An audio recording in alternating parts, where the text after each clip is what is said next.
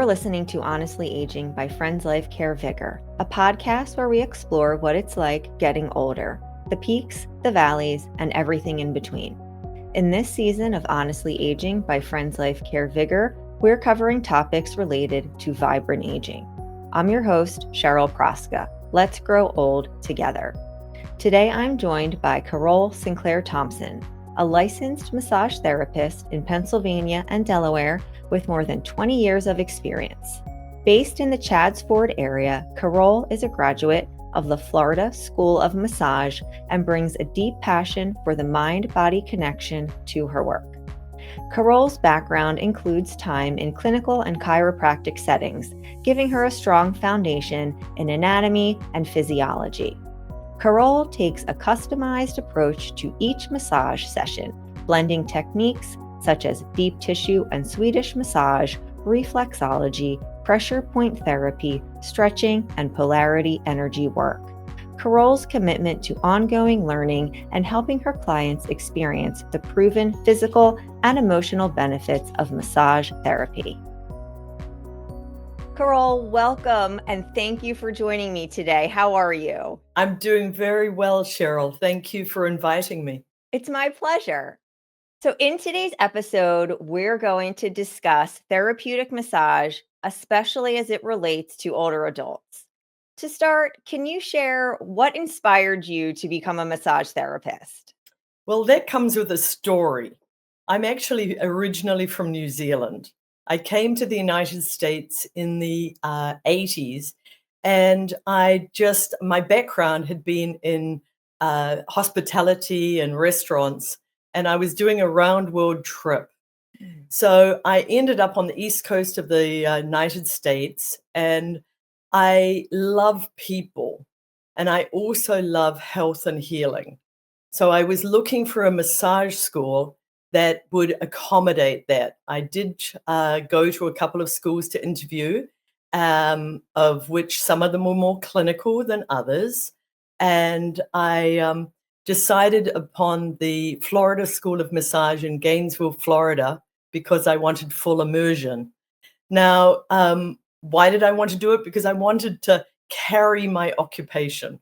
I wanted to be able to go around the world doing massage, having my hands be my tools, and go and see the world. And then I got stuck. I got stuck here.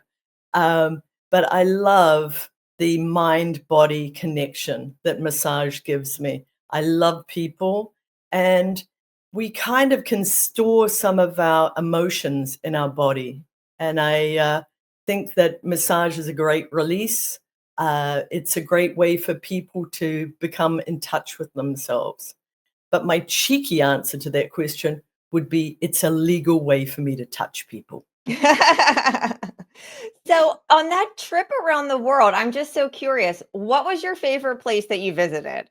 Well, that's what happened. I got stuck here. I didn't go anywhere else. I had a ticket to London because New Zealanders, we tend to, being so far away in the world, we tend to do a round world trip as a kind of a experience before we go home and settle down. But I got stuck in Pennsylvania, of all places, and ended up getting married and falling in love and falling in love with the area. So my practice has been here now 38 years. So I've been working in the Chadds Ford area for about 38 years. My practice is set up, I rent from a chiropractor. So I like the medical side of it. I like to work with more of a medical angle rather than in a spa environment. But massage therapists work in all sorts of different environments. So, you need to be open to anything. I mean, people, they get their massages on cruise ships or, different places that, you might not think necessarily that you'd get a massage. What would you say are some of the most common issues that older adults are coming to you for as it relates to massage? Well, the biggest one is wear and tear. Our bodies start to break down as we age. Depending on what our activities of life or our sports or our occupations were, we can really put a lot of tension on our bodies. I would say that lower back pain is a big one for a lot of people, joint issues, um, uh, tissue elasticity. We get tighter and stiffer as we age. And, we've all seen people that are bent, that the scoliosis tends to have problems for people as they age. Um, Also, we get depressed. We get low and depressed in our. We're all going through times that we've never been before. This is uncharted territory as we age. Our bodies can hold stress. We have, as we age, chronic pain, muscle tension, and the other big thing is poor circulation.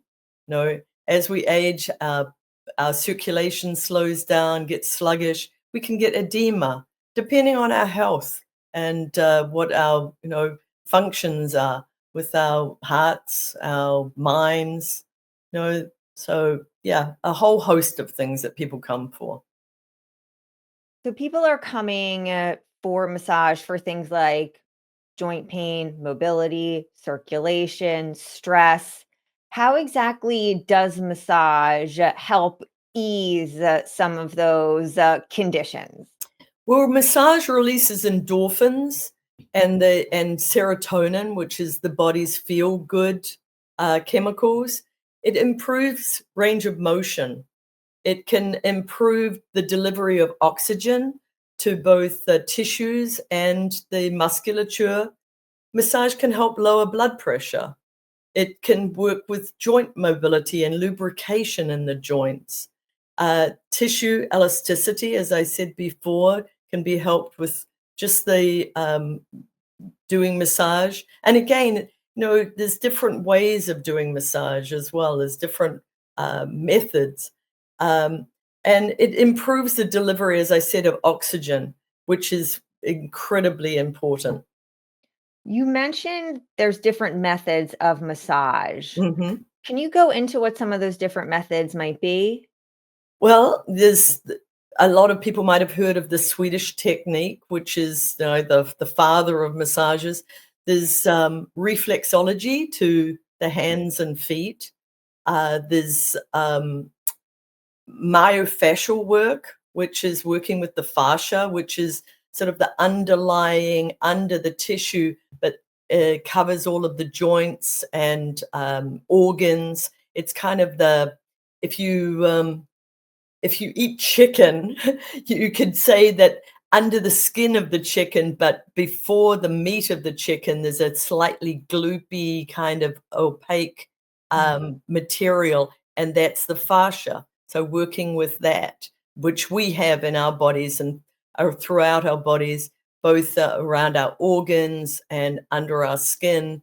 There's different kind of massages that work with energy. Um, I do something called polarity, but there is something called Reiki as well. There's all sorts of different modalities, a whole host of things. And then trigger point therapy, working into trigger points where you're holding tension. Yeah, so And I think the answer to my next question is yes, because you mentioned that massage therapy can help with blood pressure. Are there any other types of more chronic conditions that massage can help with? well, over the years that I've worked, I've had clients that have had Parkinson's disease. I've had people with fibromyalgia, with multiple sclerosis. I've worked with people that are amputees, and that's been a very interesting thing to me to work with somebody that's limb isn't there, but they can feel their limb. There's something called phantom pain, and that's a very interesting. So I'd worked with a gentleman at one point, and his leg had been cut off at the knee, and I worked on the stump of his leg, and he said he could feel his ankle. Now, who am I to say that he doesn't? But because his ankle is not there, I believe that the nerves do go down. They're going somewhere, but the limb isn't there. Um, Also, I've worked with organ transplant people. Um, the As well as Alzheimer's, which is another big one. I'll tell you a little story that I would go to a client, a husband and wife's house. I would take my massage table to them because I would see them both. And the husband would look at me and he'd say, "What are you doing here?" And I would say, "Jerry, I'm here for the best hour of your day." "Oh," he'd say, "that sounds marvelous." And he thoroughly, thoroughly enjoyed his massage. We'd get him on the table slowly, we'd get him off the table slowly. And this was a gentleman that had been a doctor in his life, and he was a brilliant man. But unfortunately, he's not with us anymore. But it just, I could see that it brightened his day to get a massage session, and his wife was thrilled that he got it, and I was able to come to his home. And that plays into what you really kicked this episode off with, which is that, mind, body, spirit connection. So we've talked about some more of the physical ways that massage can help. What types of emotional or psychological benefits have you observed in some of your clients? Well, I have to say that people keep coming back to me.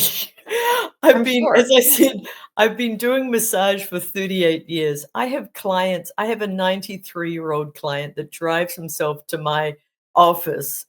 We have a deal that he won't come to me if it's bad weather. Um, but he comes once a month and he just thoroughly enjoys it. Um, I think that it's a time that people can go inward. They can go in perspective, go into their bodies, think about. I do some breathing techniques with them as we're working to just relax people and slow them down. We have to get rid of the monkey mind and our busyness and our concerns about the world and what's going on, and just take the time and just relax.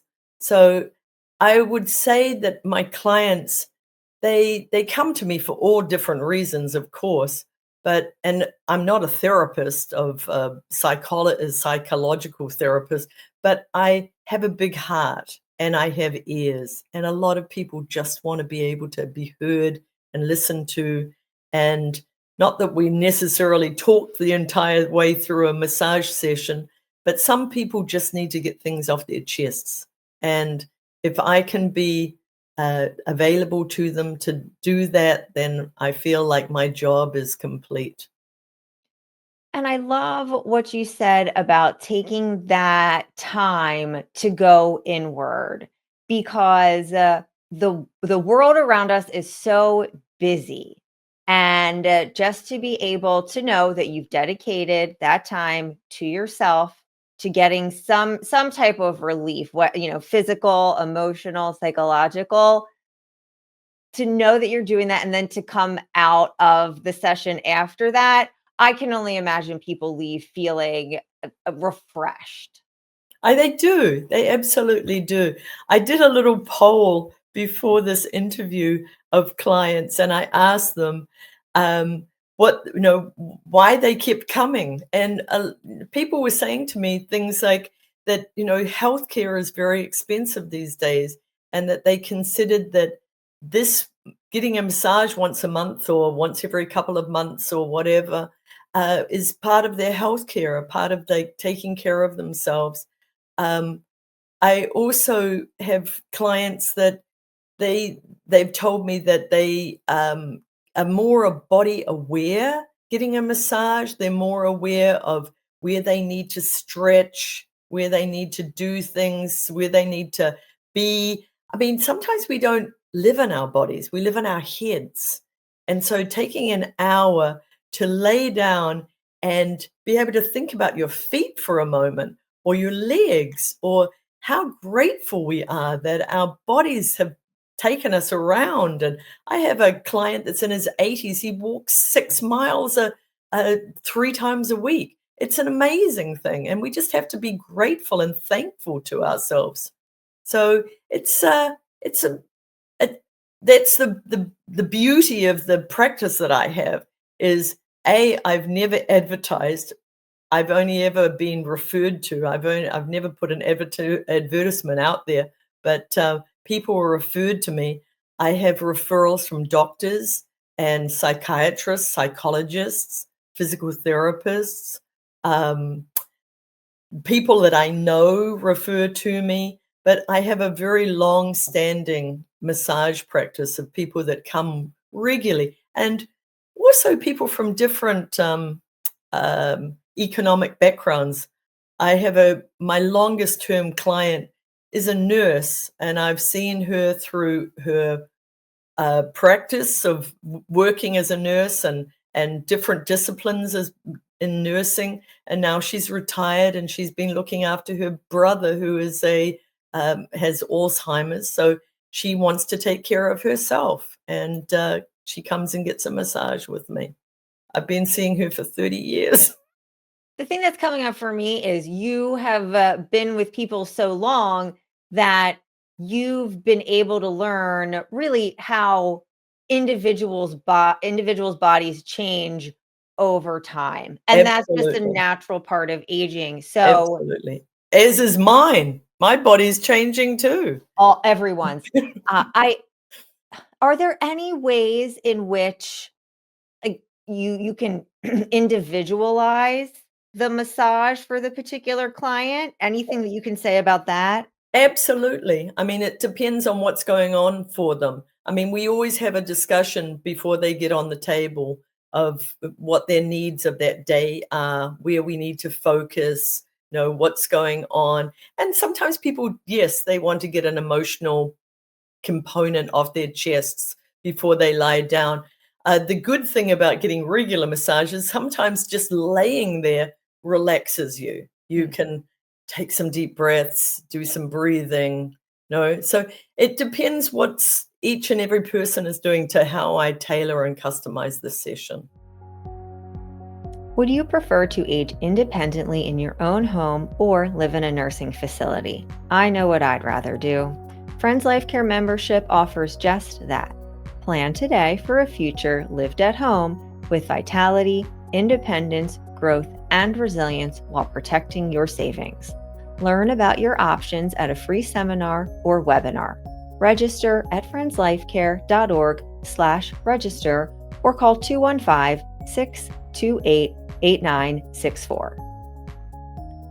What are some myths or misconceptions that you have found people have about massage, especially as they age? Well, one would be that it's a luxury, and that people think that, oh, you couldn't possibly do something for yourself like that. But I don't think personally it's a luxury. I think that it's really important to take care of your body, as is a lot of other things, as in exercising and eating well and hydrating. And that's another very important thing to remind people after a massage. You want to hydrate. And I do encourage older adults to use electrolytes at times, especially in the summertime, because that's when we need to make sure that our bodies are hydrated. And a lot of people forget to do that, as we're aging, and they don't want to drink so much water because they don't want to pee, but it's important to do that as well. You've got to use your functions. But remember, massage isn't a do-all, and it's certainly not a cure. And you want to work with people's doctors. And I've recently had clients that have had to have knee and hip replacements and such. The other day, I had a client that had come to me 5 weeks after her hip replacement. She desperately wanted to get back on the table and get some work done. And it's just a relieving, relaxing thing to do. But the other myth is probably that it might hurt, Hmm. and it doesn't have to hurt. People a therapist needs to have good communication skills. They need to check in with their client and talk about pressure and pace and such. I'll share that at the age of, I want to say, 70, Mhm. my dad went and got his first massage, and he called me right after it because he knows I love to get a massage, and he couldn't believe what a difference it made. And there was also some challenging times going on in the family, so the fact that it had such an effect on him Mhm. and the first time ever going about it at the age of 70, I just want to share that with you and the audience because we do want to encourage to try it because it might return dividends on the investment for how you're feeling physically and emotionally. Emotionally, absolutely, because there definitely is a marriage there between the physical and the emotional. I mean, a lot of people, where do they hold their stresses these days? It's not just in the tummy, it's in the shoulders and it's in the lower back. And when it's brought to your attention that that might be where you're holding your stress and the worries of the world and so on and so forth, and you worry about your grandchildren or your children or what's going on, it sometimes can just relieve you a little bit. It can just to breathe into that area, just to release a little bit. So for others out there, Mhm. like my dad at the time, who had no idea what to expect at a massage, what can we expect during a first session? Typically, of course, because it could be different with Yeah. depending on the therapist. Absolutely. And depending how you find the therapist, whether you find them online or whether you find them through an recommendation. I do truly think that a recommendation is the way to go. I mean, it's a way to go for anything these days, isn't it? To find a good doctor or to find a good dentist or whomever, it's always good to get a recommendation. And that can be from your doctor or a friend at the gym or somebody in your senior class or whatever. Um, but the first massage, the therapist should do a good history with you to take a history, get an understanding of what medications you might be on, uh, and to discuss what to expect. If you've never had a massage before, people are a little concerned of, do I have to strip down and be nude? Well, you don't. You can wear as many or as little as you like. And you should be covered on the table. You should have blankets and towels and things, and you don't want to be cold when you're lying on the table. So this should all be explained by the therapist of how you get onto the table. I have a little step stool that for some clients it helps to be able to climb up onto the step stool before they get on the table. Um, and I noticed that, at the beginning, the first massage, there's always the myth of, how is it going to feel? So you want the massage therapist to be checking in with you. And you, as the recipient, you have a voice. So if something doesn't feel good, you need to say. You need to say if the pace or the pressure isn't right. Because, people aren't mind readers either. They should ask you, but you have a voice, and I think that's very important for the client to know that they can say something if they're not comfortable. And going all the way back to what introduced you and kind of brought you to massage therapy was that you were in the service and hospitality industry. Yes. And I completely agree that most massage therapists would want to meet their client where they are and provide an excellent service for them. And the way in which that can happen is through that communication through the client. So yeah, absolutely encourage it too. Yeah. Well, I'm a bit of an anomaly. I mean, there's more and more massage therapists that have been in the practicing for longer. I notice we have to do continuing education. So Mhm. I notice with every 2 years in the state of Pennsylvania, you have to do 24 hours of continuing education. And when I take classes and things, you meet people that are new into the industry, you meet people that have been veterans for a long time. So that's another point that's kind of interesting. The other thing about a first massage, you want to know whether you're using an oil or using a lotion. Mhm. and you want to be checked that you don't have any allergies. A wee story for me: in 38 years, I've had 2 clients that had allergies to nuts, and Mm. the massage lotion I have has nuts in it, has apricot oil in it. So I once got a phone call from somebody, "I've come up in a rash after the massage. What do I do?" Well, I had to say Benadryl, but it that's something to, if you have great allergies or whatever, you're very sensitive, your skin's very sensitive, it's important too to make sure that you tell the massage therapist. I never would have thought of that, but I Yeah, don't have allergies, yeah, so there are me many people who do, so that's, yeah, I mean, excellent. more and more these days. Yeah. Absolutely. So, is there anything more that you would want to say about what older adults should look for when choosing a massage therapist? You already mentioned look for a recommendation from a doctor or a friend or family member. Anything else that we should look for? Well, how did you find your massage therapist? You said you got a massage. I Was it found mine.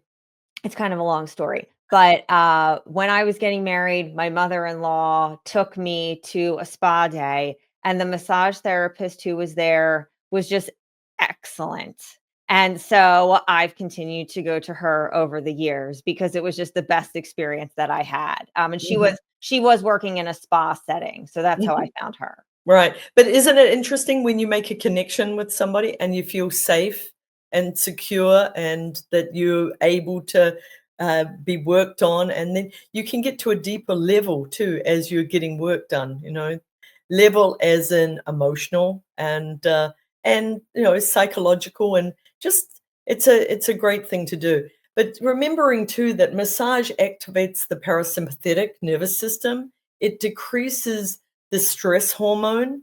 It encourages, we encourage deep breathing, which is very important. So it should be a soothing experience. No, Mhm. it should not be painful. I really know, unless you're going for trigger point therapy at a beer and you're a big muscular person that wants to. I've had people say to me, "Can you work in deeper?" And I'm like, "How about you come out a little bit?" Wow. Like it's not always about working in deeper or using an elbow into a trapezius muscle in the shoulder or whatever, but it's that people need to just try and work 2 ways, you know? You don't wanna get pummeled. I love that advice. Yeah. The other thing I do want to mention too is, and these days I'm noticing more and more people are massaging in hospice situations, Mhm. and there's something called a death doula, and a Mhm. death doula sometimes does massage as well. I've worked on clients that I've had in the past that have been near death, and their families have called me and they've said, "Can you come over and give mum one last massage?" And it's just a very soothing thing for them. It's to me, it's an honor to work with somebody as they're aging, their last stages. And sometimes, I'm envisioning as we age, sometimes so much of the touch that we may be receiving is medicalized, Mhm. Very and clinical, yeah. so to have that therapeutic, soothing touch, Mhm, that could be something that people are really craving, and especially people who maybe lost a spouse or had a lifelong companion that mhm. could provide that soothing touch to be able to have that really at any point in life, but especially as we're aging and on hospice or have debilitating conditions, just how important that could be. Absolutely, Cheryl. That is so important. We are somewhat touch deprived, aren't we? I Mhm. mean, I'd love to be giving you a hug, and here we are. We're in 2 different places, but I'm giving you a virtual hug. I'm giving you a virtual hug too. So, what is one thing or a few things, I don't want to limit us here, that you hope listeners take away from today's conversation? I really hope that if you haven't had a massage, that you might try one, you know? There are people out there, I've met them and I've heard, people tell me, "I'd love it if mum got a massage, but she doesn't like being touched." So it's not for everybody. It's truly not for everybody, and I understand that, but it is a wonderful way to just get in touch with yourself, and it can be through the vehicle of somebody else touching you, of course, but it's a wonderful way to just spend that time and just go inward and give yourself a gift. Carol, where can people learn more about your work or reach out to you? Well, I'm kind of old fashioned. I don't have a website, as you probably know, because you looked me up, but you can either reach me on my email, which I'll give you and you can put on, or you can phone me or text me, and I will be sure to get back in touch with you. And then I will put that information in today's show notes. And if you are looking for what I'm sure is a world class massage, you can reach out to Carol. So, Absolutely, or I'll tell you, Cheryl, I yeah. can refer to people as well Oh, because, great idea. yeah, because I know that, the other thing is it is nice to have somebody in your area. I do belong to the American Massage Therapists Association, and they do have a website, which is great too. That's the AMTA, and you can put in your zip code and try and find a massage therapist. Obviously, you do want to try and find somebody that has worked with older people if possible as well. And I will get that website and I'll add it to today's show notes as well. Thank you. I'd never heard of that before. Okay. So I want to thank you for joining me today and sharing your experience with therapeutic massage with our listeners. And I want to encourage everybody to go out there and get a massage. Thank you. It's a great present to give somebody too. Absolutely. Okay. Thanks, Cheryl. Thank you. Thank you for listening to Honestly Aging by Friends Life Care VigR, a unique program focused on aging with vitality, independence, growth, and resilience. You can find links and show notes from this episode on our website at friendslifecare.org/podcast. Thank you to Caróle Sinclair-Thompson for joining us today. You can find Carole's contact information in the show notes should you like to reach out to her. If you like our show, please rate, review, subscribe, and join us next time. To learn more about aging with vitality, independence, growth, and resilience, subscribe to our blog at friendslifecare.org/blog.